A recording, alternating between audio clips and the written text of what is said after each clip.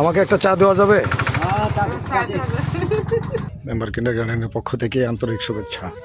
দেখেন সেই শেরপুর জেলা নকলা থানা চরষ্টদের ইউনিয়নের ব্রহ্মপুত্র নদী, এই নদীটার নাম হলো ব্রহ্মপুত্র। এই দেখেন সরকারি ড্রেজার এখানে উপস্থিত আছে নদী খননের জন্য। আর দেখেন কি অবস্থা, বিগত 5 বছর যাবৎ এখানে বন্যা হয় না, শুধু নদীর তলানি হয়ে পানি চলে যা। 5 বছর, এই বছর হলে 5 বছর। এই দেখেন ড্রেজারের মোটা মোটা পাইপ, এই দেখেন এটি দেয়া মাটি উপরে ওঠা।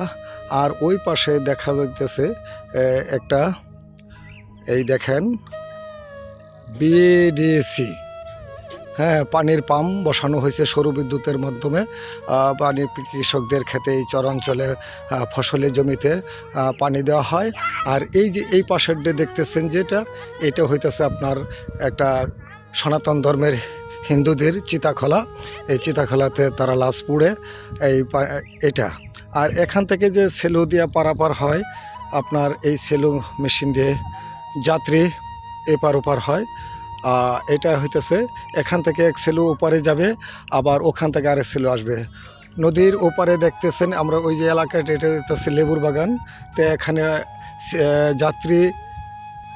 যাত্রী চলাচলের জন্য দেখেন অটো বাইকগুলো দাঁড়ানো আছে। দৈনিক 2 থেকে 2,500 লোক যাতায়াত করে এখানে।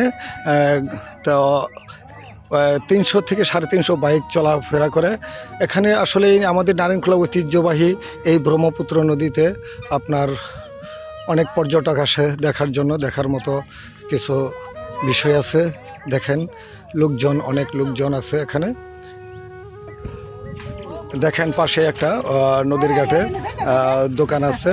এখানে দোকানে বিভিন্ন চা পান হয় এবং বিস্কিট, বিভিন্ন নাস্তা, যাত্রীরা আসা যাওয়া করতেছে। হ্যাঁ, এই দেখেন দোকানদার এবং দোকানদারনি। হ্যাঁ, দেখেন কি অবস্থা। সে আমাদের গ্রাম নারায়ণখোলার নদীর ঘাটের একটি মনোরম দৃশ্য আপনাদেরকে দেখাতে বললাম। ভিডিওটি ভালো লাগলে শেয়ার করবেন, লাইক করবেন, কমেন্ট করবেন, কমেন্টের মাধ্যমে জানাবেন। ধন্যবাদ ভাই, আসসালামু আলাইকুম।